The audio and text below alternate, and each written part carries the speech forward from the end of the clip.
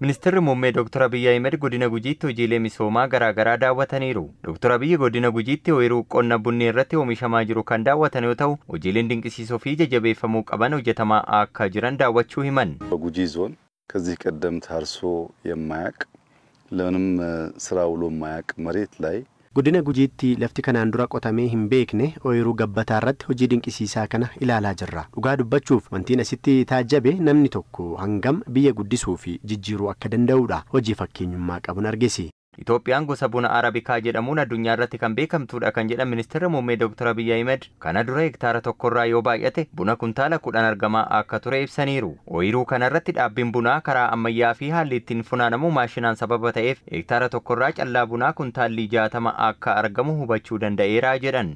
በሄክታር ትልቁ የሚባለው 10 ኩንታል ነው ኢትዮጵያ ውስጥ የሚገኘው። ይሄ ከፍተኛው ነው።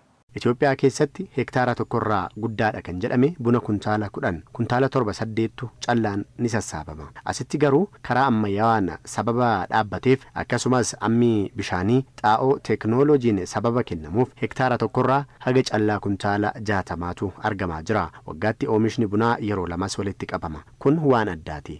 Ammatti Itoophiyaan Biraazilii fi Veetnaamitti aantee buna oomishuun sadarkaa sadaffaarratti argamti. Hojiin kun alergii bunaa dabaluun sharafa alaa kan guddisudha. Itoophiyaa keessa bakkeewwan akka kanaa misooma bunaaf oolan hedduutu jira. Kanaaf Itoophiyaanonni dammaquun itti fayyadamuu qabu jedhan Ministeerri muummee Dr. Abiy Ahmed. ኢትዮጵያውያን መንቃት አለብን። መንቂያ ጊዜው ደግሞ አሁን ነው። እዚህ ቦታ ላይ የዛሬ 3 ዓመት 4 ዓመት 5 ዓመት ቢመጣም ምን ነገር አይገኝም.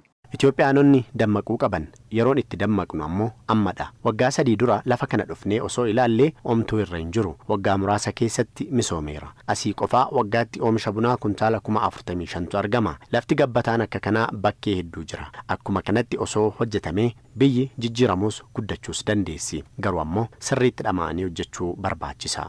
Rakkoolee darbee gama hojimaataa fi kaapitaalaan mudatu dandamachuun abbootii qabeenyaa haala kanaan hojii biyyaa fi uummata bu'aa buusuu irratti hirmaatan deeggaruun barbaachisaas ta'uu ibsan. እንደነዚህ አይነት ሰዎች ማገዝ ያስፈልጋል። ተጠግቶ ስራቸውን በቅርበት አይቶ መደገፍ ያስፈልጋል። ምክንያቱም ሀገር የሚቀየረው በሚፈጥሩ ሰዎች ነው። Namoota akka kanaa deeggaruun barbaachisaadha. Sababni isaa biyyi kan jijjiiramtu namoota waa kalaqaniini waan ta'eef namoota waan dhokataa baasuun hojiirra oolchuu danda'aniini. Hojiin asitti hojjetamaa jiru kanatti uummanni Gujii boonuu qaba, eeguus qaba. Abbootiin qabeenyaa biroos hojii fakkeenya ta'e kana daawwachuun misooma irratti bobba'uu akka qaban Ministeerri muummee Dr. Abiy Ahmed waamicha dabarsaniiru.